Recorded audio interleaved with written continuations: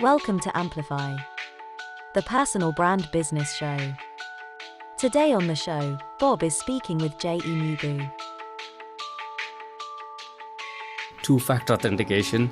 This is one of the very foremost important step I would do on every single service that supports, and most of them are now, enable two-factor authentication. I know it can be seen as a pain in the neck, but this company, I said earlier, 1.6 million pounds they lost. If they had the two-factor authentication, they would have saved that money. Hi there and welcome back to the Personal Brand Business Show. My name is Bob Gentle, and every week I speak with incredible people who share their secrets to building, marketing and monetizing their expertise and the mindset you need for your business to thrive and grow. If you're new to the show, then while you still have your device in your hand, take a moment to subscribe. That way you won't miss a single thing.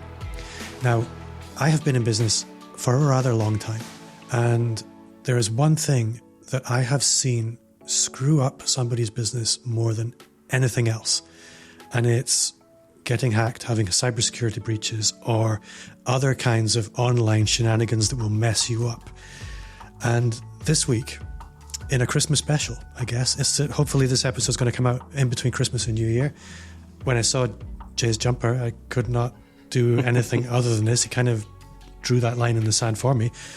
This week, I'm thrilled to welcome Jai Aenugu to the show, and we are going to be talking cybersecurity. Jay, welcome to the show. Oh, my pleasure, Bob. Thanks for the invite, and it's good to be hanging out here with you. I am really looking forward to this today because we've known each other for quite a long time. I checked. We met in 2015. Maybe before that.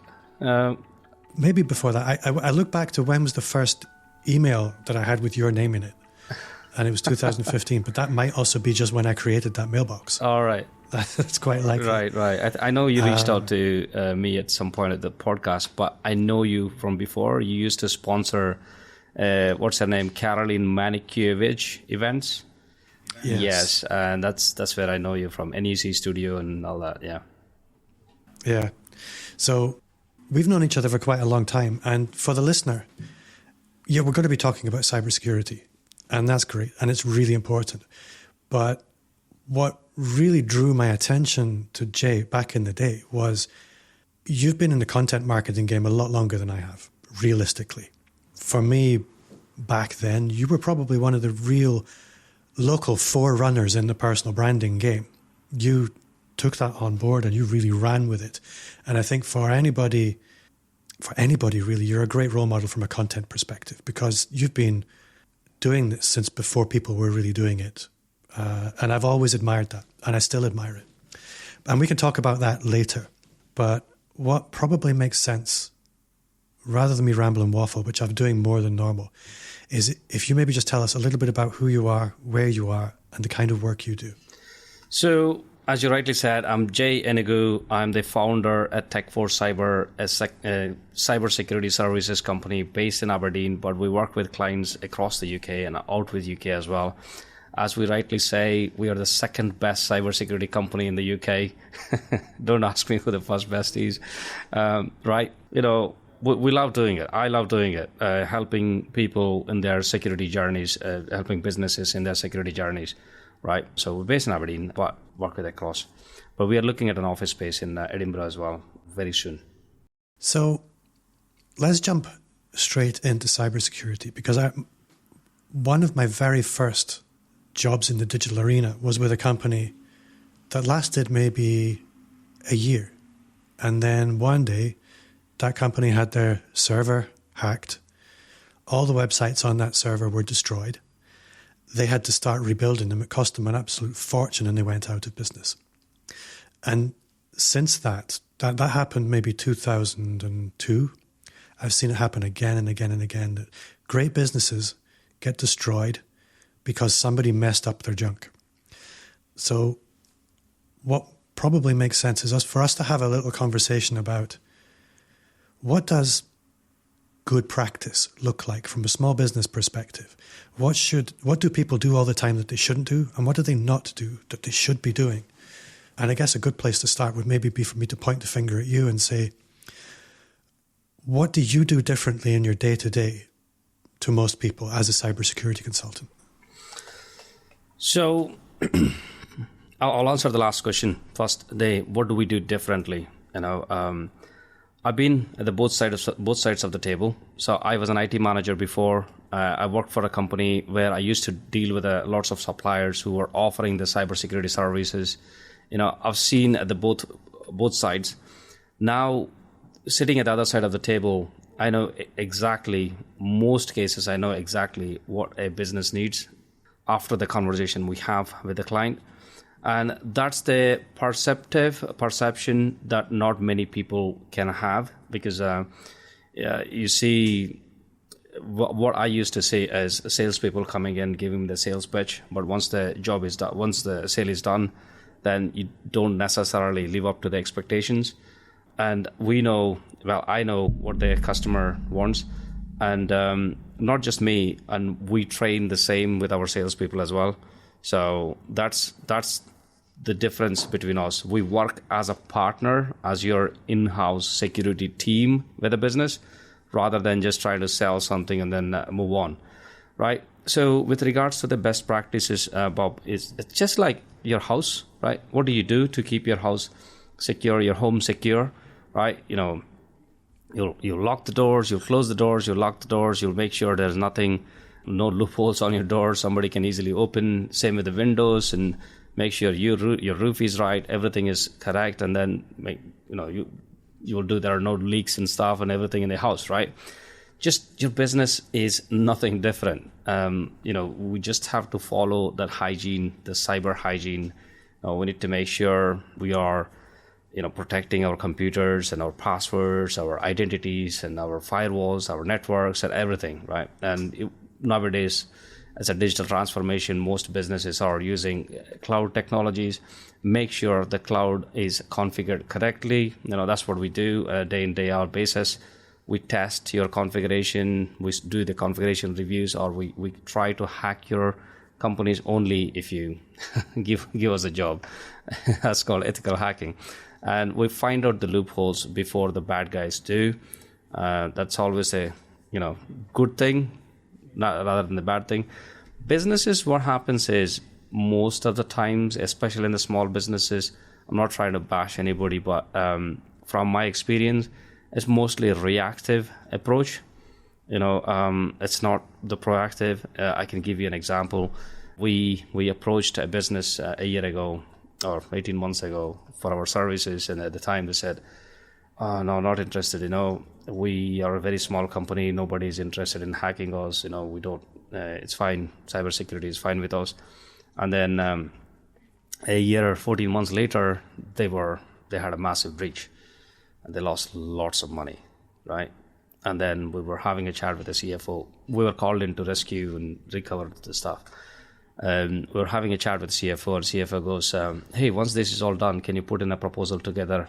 Just review our systems again and take us forward." And I said, "We sent that proposal 18 months ago."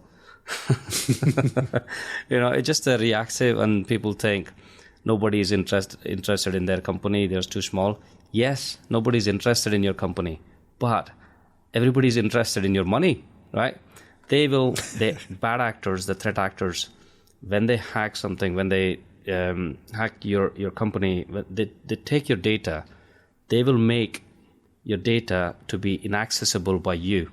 Because your data is so important to you, that's where the ransom comes in, right? If you want to access your data, then you need to pay the money, right? So, and are you finding that that's the most common hack these days, is people essentially holding you to ransom? That's the most common, yes. We see the news and we see happening. And also there is another most common one. It's not even actually a skilled attack. It's not even a hack. It's just a social engineering, people manipulation. So that's the most common as well. And at the same time, it's more damaging than the ransomware attacks we see on the news. In the sense, the businesses will lose money straight away, cash, hard earned money, right?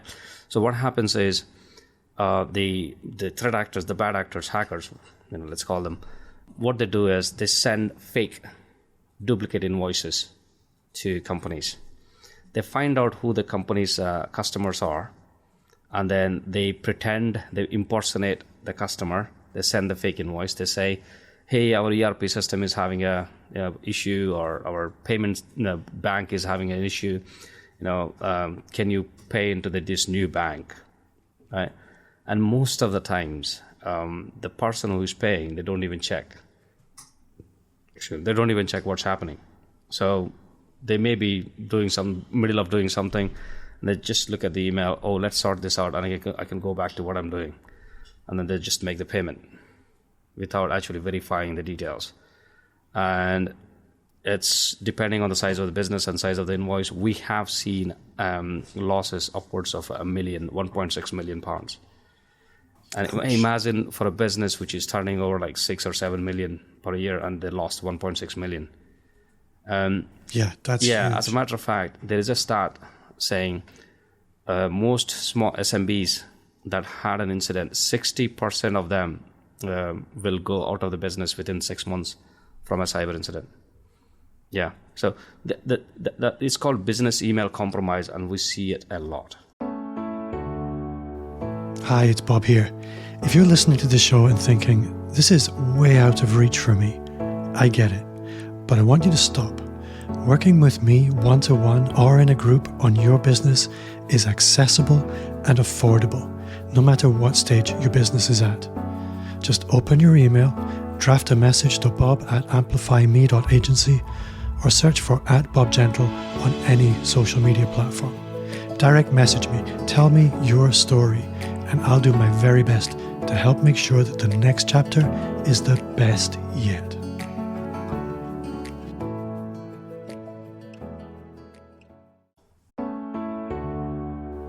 Hi, it's Bob here. If you're listening to this show and thinking, this is way out of reach for me, I get it. But I want you to stop. Working with me one-to-one or in a group on your business is accessible and affordable, no matter what stage your business is at. Just open your email, draft a message to bob@amplifyme.agency, or search for @BobGentle on any social media platform.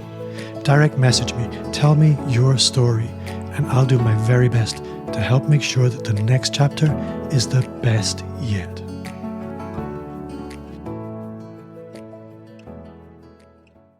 And I think this is one of the things, I know very small businesses that have been, when I say very small, I'm talking they might only be turning over 100,000, not 6 million. And that can be equally damaging because often they don't notice it for a long time. And what's interesting when you look at these hacks is that the ways in are multiple. And it could be compromised websites, it could be phishing email, it could be a phone call, it could be somebody took hard copy from your bins. There are so many different ways that people can get these little seeds of information, and together they can use those to build a picture. Which does beg the question. There's targeted hacking, and then there's almost automated hacking. But the automated hacking, once they get a hit, if you like, that can then lead to some targeted hacking. So if we maybe look at the automated hacking first, because I think this is where most people are most vulnerable, what should people be looking out for in terms of the ways that the bad actors, as you call them, can automate data collection in order to find their targets? So we call them spray and pray. Yeah, so they get these databases of people from existing already happened data breaches, like British Airways, Marriott, Sony, so many to name. Yeah, they get the details from these breaches. There are millions of records there. They send these emails to, one or two emails to these millions of people, hoping even 0.01% success rate. Yeah, when somebody clicks on them, then take action, then the rest will follow. Right? What should the users should be looking for is predominantly one main thing. Most of these emails ask for urgent action. immediate action, right? Either clicking on a link or transfer the money or some other means, right? If somebody is asking you to take an action immediately, ask yourself again, is this the email are you really expecting? Yes, there are other ways to look at it, like you need to look at the grammar mistakes and so many other things. But predominantly, if there is an email, if there is a message, or if there is something, somebody is asking you to click on a link, ask yourself twice. Should you really be clicking on it? Are you really expecting it to happen? So that's the one piece of advice I would give. And actually, that's the best piece of advice I would give. If you don't click on things, you're pretty much safe. I have two great examples of this because with the relationship I have with a lot of clients over many years, I'm the guy they go to when they have a technical question because most of my clients are not digital natives and we have great relationships. And so from time to time, I get phone calls when people are panicking. And two real world examples where I've seen different groups of people panic. One is where you get an email from a bank, for example. Now, I get emails, phishing emails, all the time, less than I used to because the spam filters are quite good. But I'll get an email from Chase Manhattan Bank. Now, I'm in the UK. I don't have a Chase Manhattan Bank account. But if somebody's asking me, you need to quickly log into your Chase Manhattan Bank account and change your password because we think it's been compromised, for example, then I know it's a phishing email. But if I get that same email from HSBC or Monzo Bank, you've got my attention now. Monzo Bank, your business account has been compromised. Oh, hold on a minute. I need to quickly click on that button you've just given me and change my password or transfer my money to this other bank account you gave me.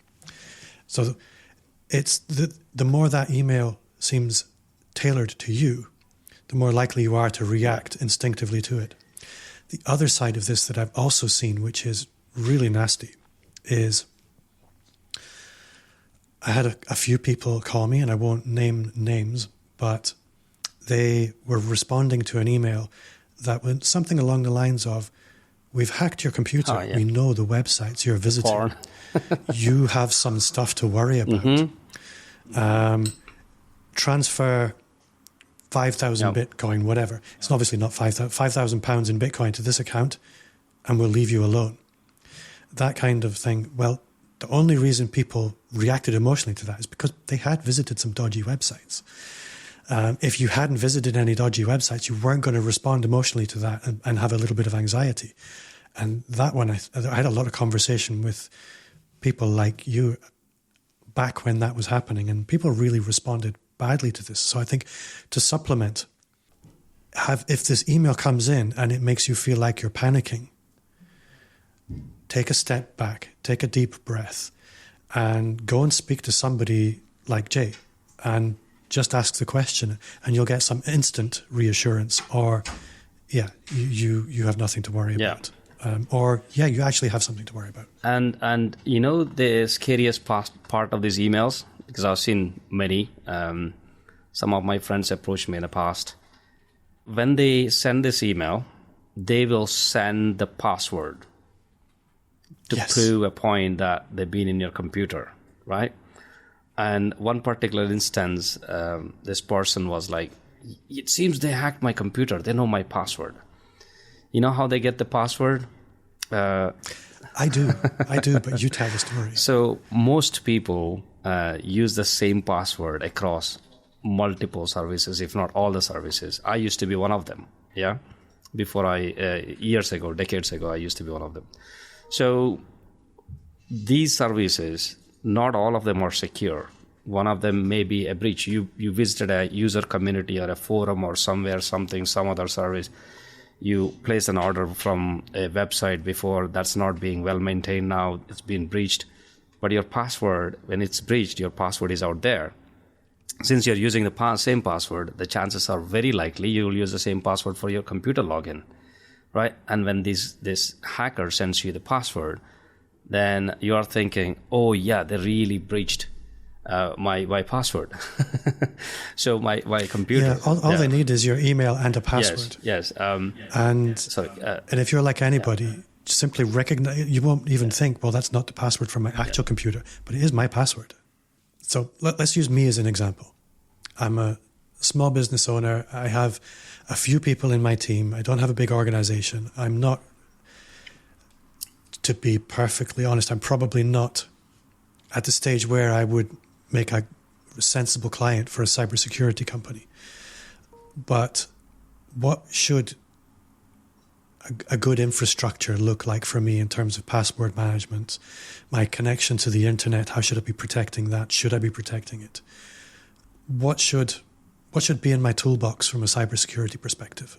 Yeah, great question, right? So if you're a small business, most of the times these days, you're just using a cloud infrastructure like Office 365 or AWS or Google or something.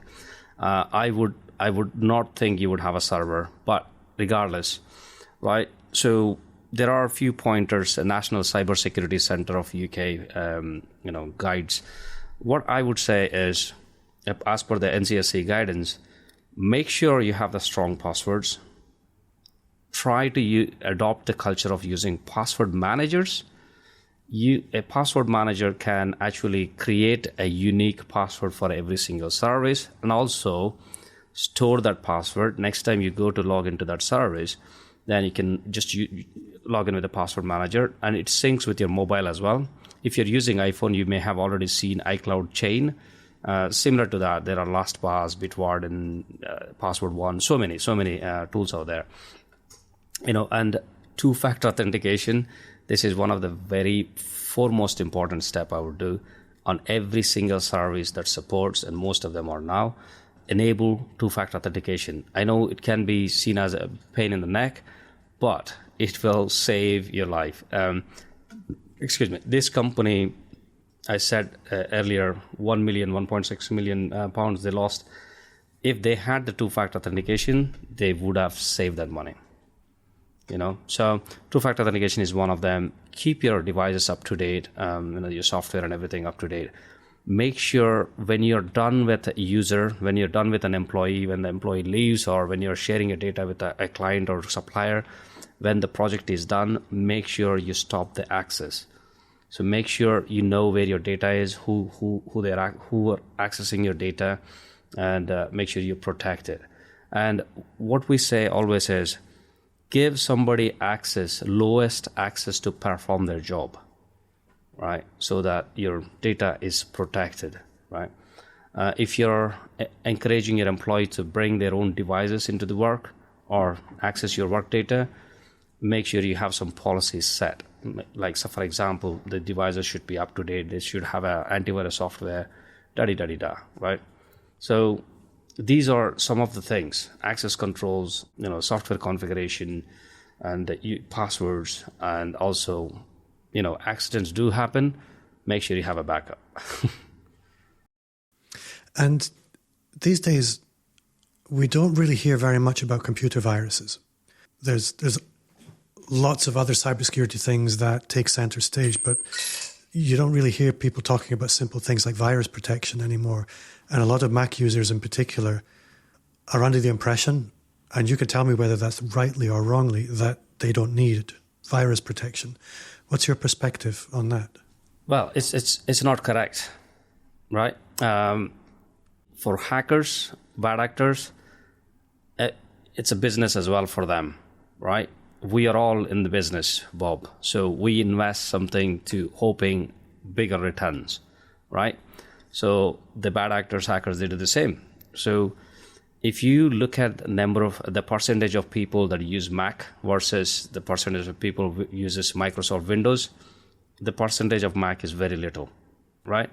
If you're investing your resources to hack MacBooks, then you already have a very small market. And also, Macs use and the behind the scenes they are Linux operating systems, and to hack Linux operating systems, you need to be very extremely skilled than the Windows. So your market is niche and niche again, and you need lots of resources. So that what I'm trying to say is the investment bad actors are going to put in this, there is not enough reward. That's why you see less attacks on Mac, right?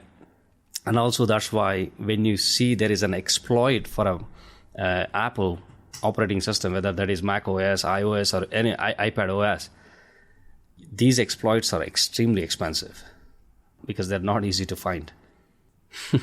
So, as a Mac user, in your opinion, should I be topping up the built-in security on the Mac with commercial antivirus or free antivirus on top of that?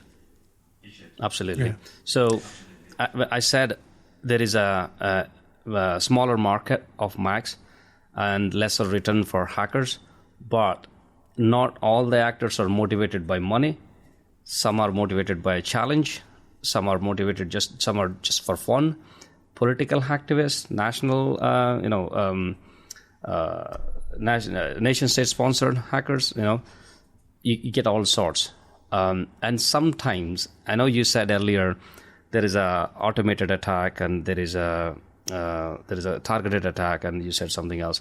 What we say, what happens sometimes is you can be a collateral damage. Somebody else can be hacked, but you may be the collateral damage, right? So it's better to be safe than sorry. So to answer your question, I would say absolutely you should have some sort of security protection on your Mac or iOS or any other device. And I guess where I'm trying to establish is where is the boundary between sensible and paranoid? And I hear talk about things like securing your router or using a VPN when you're not on your own Wi-Fi network and things like that. How real an issue is that kind of thing for most people? So going down the security hole can be like going down the rabbit hole, right? But always ask the question, and we always suggest a business owner or anybody asking, what's the risk? Is it worth preventing, protecting? If there is no risk to the business, why do you invest in that kind of thing? If there is a risk, okay, you have your sensitive data on it. If somebody steals your MacBook, you have your whole company's data on it, then we should be protecting it. We always take the approach of what's the risk, and then how much can you accept, how much can you not accept, then reduce the level to an acceptable level. That's the approach we always take.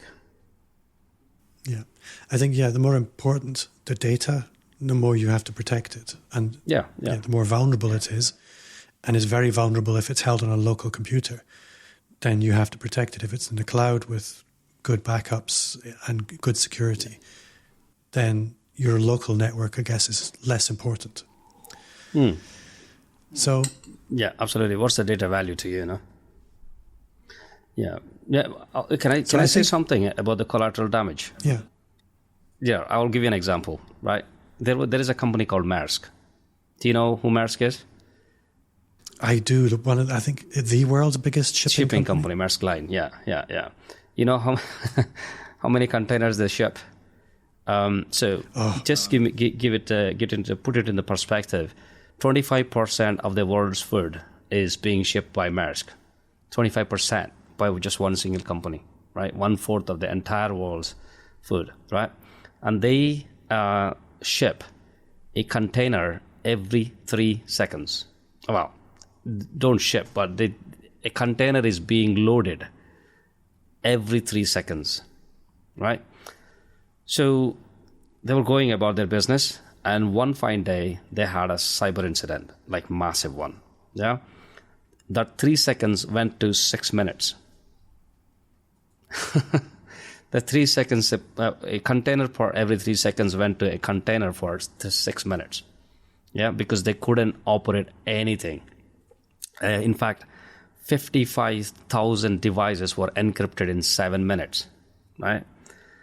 And you would think somebody must be like nation state attacker. They targeted Maersk and they wanted to cause disruption, but Maersk was a collateral damage. They weren't even the aim of the incident, aim of the attack. So the aim of the attack, the actual recipient was a small company in Ukraine, and you know who Ukraine fights with. So they attacked and they got hold of this software update server, and they infected it with malware. And coincidentally, Maersk was using that particular software to manage their payroll, right? And you see where it's going, right? So next day when the server updated, they got the malware, and within 7 minutes, everything went boom, right? It costed them $300 million with downtime and recovery and everything. So that particular malware costed at the time all the businesses. There is another company called Merck. It's a similar names, right? Merck is a pharmaceutical company. I think it's a French pharmaceutical company. It costed them nearly $1 billion, that particular incident. And again, it's a collateral damage. So overall, that incident costed all the businesses combined a $10 billion, billion with a B, $1 billion. And if you think about it, the hackers weren't even expecting a payment or nothing. It's just a collateral damage.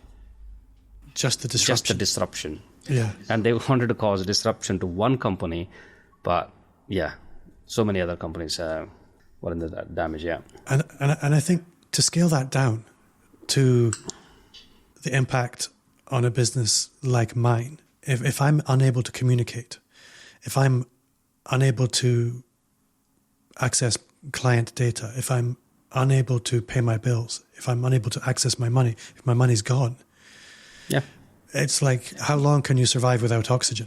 Not very far, not very long. So that collateral damage is just as important to me. I'm sorry for the listener, we're probably scaring the pants off today, but I think for small, what I think is important. Go on. Yeah, go ahead. For small businesses, I can tell you what could happen, because we see this a lot. Somebody clicks on a link, but somebody gets an email saying, "Hey, I have your files in OneDrive. Please check them." Or, "I have a proposal in OneDrive. Please check them. Here is a link." And you click on a link, and then next thing is there is a small payload downloaded to your computer. It goes through your entire contact list, and it sends the same email again. And then one of your clients are thinking, "Oh, wow, this guy doesn't have any security and doesn't know what to do." So your reputation damage. And if it's a payload is looking at your bank details or anything, then it's going to be trouble for you.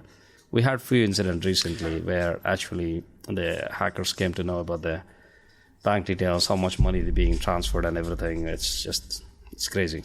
Don't want to know what happens out there. I think also to bring it back to personal vulnerability, you might think that you're quite computer savvy, but if they catch the right vulnerability emotionally, then you will fall prey to this without having really clear guidelines to follow. I had a client who messaged me and saying, I can't come to our session because I'm on a call with Microsoft. They're just walking me through changing my bank details, something like that. And I said, just put the phone down on them right now, because they had caught that she was emotionally vulnerable around her money, and she'd been conned into going on a call with what she thought was Microsoft. It clearly wasn't. Yeah. So I think we all think that we're smart people until we're not. Yeah. And this is why the right levels of protection alongside the right processes in order to manage our reactions are really important. Yeah, and nowadays with the AI and deepfakes and everything, you could, I'm an Indian, I'm originally from India, I have an accent here, but I could be easily speaking like a British person or a American person with AI. We had a call recently where somebody spoofed the bank's fraud department. It's easy to spoof number, but they actually spoken like they are calling from UK bank, and they almost made them transfer whatever the money is in the bank account to another account. Yeah, almost. So that's, again, we call it phishing, voice phishing. So that could happen as well. I think there was a football club in Scotland, Central Belt, that lost about 1.2 million for that same attack. Sorry, we're scaring off too many horror people. Stories. I'm in a Christmas jumper. I'm scaring off people. Well, I think what I'd like to talk about now is what I think is one of the most impressive business stories I've ever heard. I think what would be really nice for the listener is, okay, we've got Techforce Cyber now, but it's been a long road to get there. And maybe it's worth just letting the listener know who Jay was when I met you and what that journey has looked like for you. And then we can maybe look at what's coming next. Jay was nobody. So at the time when I met you first time, I was an IT manager. I was working as an IT manager in a company, oil company in Aberdeen. To get there as an IT manager was a long road, man. I used to drive lorries, trucks back home in India. I did my bachelor's, but that used to be my family business, and I thought that was my life, driving around. But anyway, somehow I applied to USA visa. They rejected me 3 times, unlucky for them. But I came to UK and then, did my master's, got my job, IT manager. And I had a visa restrictions. Once the visa restrictions were lifted, I started my own business, Techforce. At the time, we used to do IT support. I tried all the tricks in the books. I literally parked my car up in an industrial area and knocked every single door looking for an opportunity, because at the time, 3 months in, 4 months in, I had nobody, no business coming in. I took up a job in Domino's, delivering pizza to keep my dream alive. I wrote a A4 paper. I wrote personal letters to CEOs of companies asking for an opportunity, and I sent so many messages on LinkedIn, and I started producing the content. That's actually made the difference, but we'll come back to that in a minute. Slowly, at some point, 14th of March 2017 was the day I got my first client. It was actually a great story as well. Probably I'll share some other time. I had to be really quick on my feet to get back to their response. Anyway, that was the day. Not only I got the client, I got the confidence I can do this. And slowly from there onwards, we started building. And I think it was you at some point, you said, rule of 3, 1/3 of people like you, 1/3 of people neutral, 1/3 of people don't care or hate you. Yeah, and then at some point, we decided to leave the IT support piece and then just focus on cyber piece, and we became Techforce Cyber, and it's ever since. I think that was the best decision we made in the business. And 6 years later, here we are. We are up to 10 people, nearly 10 people. I was shortlisted as a Cyber Leader of the Year this year. We won many awards. It's a long road. Not too long ago, I was delivering the pizzas. Yeah. I think one of the things that I love about you and your business is your ability to bet on yourself, which I think is very easy to say, but it's very difficult to do and to sustain. And you probably have more reasons to give up than most people, but you didn't, which I absolutely love. Now, you mentioned content and content marketing, and that's one of the things that for me really stood out and still stands out, is your ability to show up and be present online in ways that very few people are. So a lot of people like the idea of thought leadership, but very few actually lead with their thinking. What has your content journey been like? Because I know it's not all been easy. No, it's not. So at the early days of my Techforce business journey, or maybe when I was an IT manager as well, I'm a big on YouTube. Like, I consume lots of content through YouTube. There was a point I didn't even pay for TV license, just watching YouTube. There were 3 names I could pick. Is Grant Cardone, Gary Vaynerchuk, and Patrick Bet-David. I used to follow them a lot. And Grant Cardone used to say, attention is where the money is, right? You need to get people's attention, right? For that, you need to do whatever you need to do. And Gary used to say, content is the king. And that's where I learned my lesson, and then I started producing the content. at the beginning, it was shit. The content wasn't great. Sorry for the language, but wasn't great. But slowly I learned. You live and learn by trial and error method. I started making loads of LinkedIn posts, articles, blogs on our website, and people started noticing, people started reaching out, and then that's when it happened. The magic, the magic bullet. LinkedIn released a video feature, native video feature. Before that, there was no LinkedIn video. You had to post on YouTube and link it. So, and what they did was they only picked few people per region, or I don't know how it worked, but I was one of the very first people to have that native LinkedIn feature around Aberdeen. And when I started making videos, people were going mental. How can you make it? How can you do that?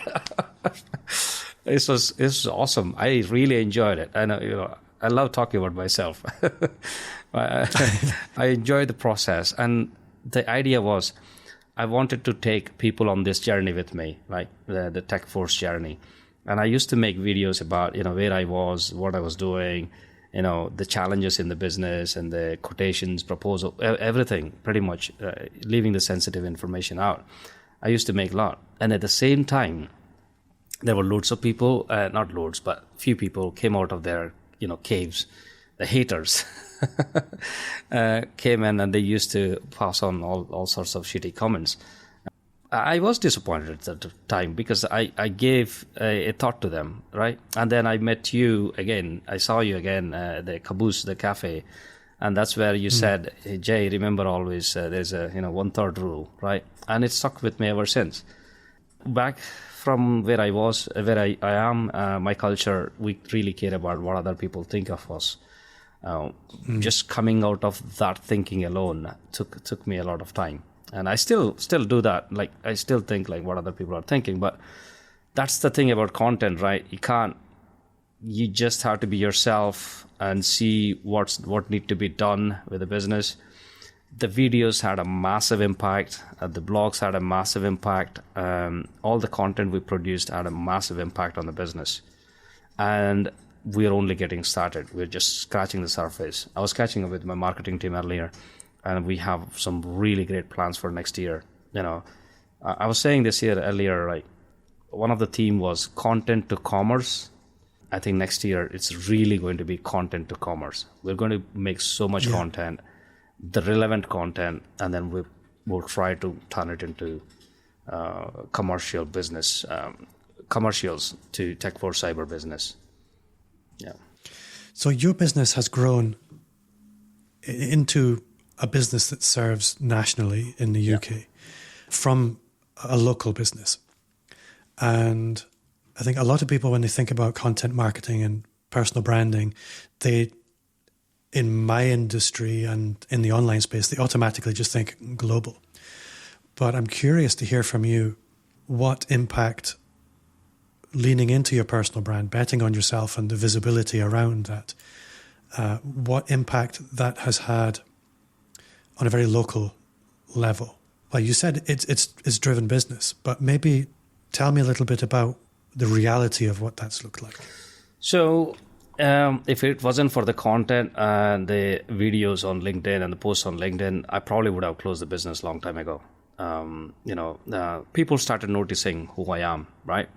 And it's just not about posting we can do this, we can do that, buy from us. No, it's posting everything, the business journey and myself, showing what I am strong at, what I'm weak at, showing my vulnerabilities.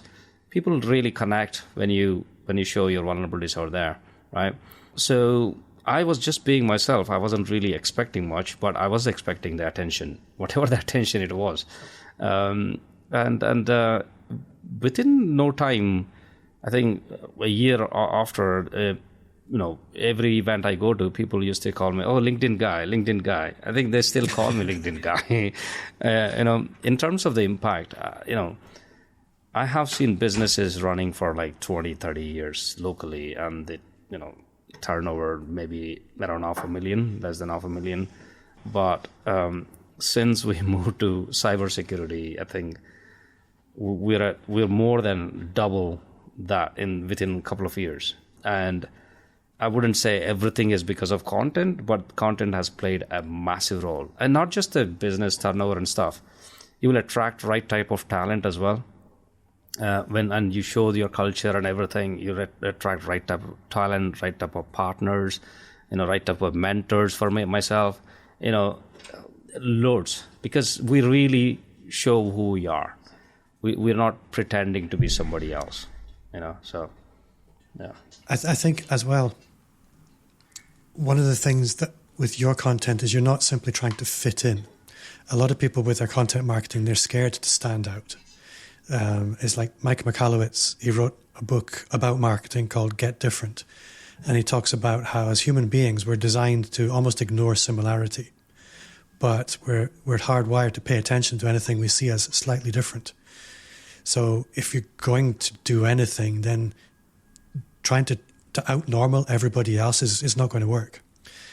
And you've been really successful with not being wacky or weird, but quite clearly going your own way and being really content and secure in that.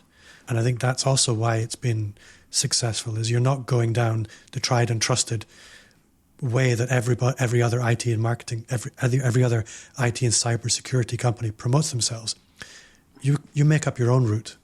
And I'm not going to call it entertaining, but it's engaging.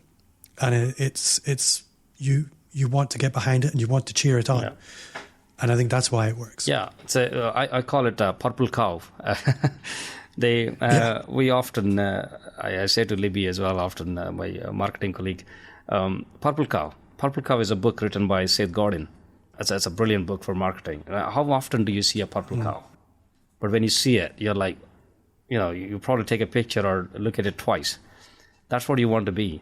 You want to be a purple cow, right? You don't want to be a normal cow like everybody else. Yeah, that's when people pay attention. Jay, I could continue this conversation for a long time, but I know you have something at the top of the hour, and we both have to get ready for Christmas holidays, which for the listener is in 1 day. Yeah. I'm off for a week. This episode will probably come out in between Christmas and New Year in order to entertain you. And for the viewers on YouTube, you can bask in the glory of Jay's Christmas jumper.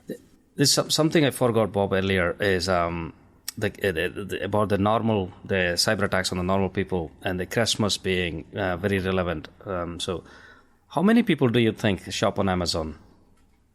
Oh, tens of millions. How many people do you think use PayPal and the Royal Mail? Again, probably tens of millions. So at this time of the year, the hackers are particularly looking at just to spray and pray again. They would send you a text message or an email saying your Amazon order has been held up or delayed or some sort, payment issues. Click this link, double check, or pay here. Oh, your Royal Mail, your order is held up. You need to pay £1.99 to release it. But if you think it's only £2, let's pay it off. But if you do that, they get the card details, right? So many things. PayPal, a similar one. So at this time, especially Christmas time, where we let our guards a bit down, we need to be extra vigilant about clicking these links, providing the information. Yeah, it happens a lot. Not many people actually discuss or tell what happened to them, but trust me, happens a lot. Oh, I can imagine. I've seen those emails. I think the Amazon ones in particular, they are very good. And they look scarily original. Original. Yeah, you can't tell if it's original or fake email without looking at the sender. Yeah. That is very good Christmas advice. Yeah, absolutely. Jay, if people are thinking, how can I go deeper with Jay? How can I find out more about Techforce Cyber? Where can they find you? Yeah, they can find me, Jai Aenugu, Google it, or you can find me, J Paul Reddy Aenugu. But Jai Aenugu is fine. On LinkedIn, I'm on Twitter, but I don't use much. But LinkedIn is the best way. I have my own YouTube channel, Ask Jay, on YouTube. So, Facebook, LinkedIn, or j@techforce.co.uk. That's JAI, not JAY. J as in Jeho. At techforce.co.uk, yeah. Jay, what's one thing that you do now that you wish you'd started 5 years ago? Hire smart people. Surround yourself with best people. I wish I have done that at the beginning of my journey. That's a really good answer. Jay, I'm going to wish you a very Merry Christmas and a Happy New Year. And thank you so much for your time. That does bring us to the end of another episode. Thank you to you at home for listening. And if you did enjoy the show, then I would invite you to leave a 5-star review wherever you listen to podcasts. And I wish all your listeners have a great Christmas and New Year. Yes. Yeah. Cyber incident and free. I will see you. Say that again. Incident free. Yes. Cyber incident free Christmas and New Year. Yeah.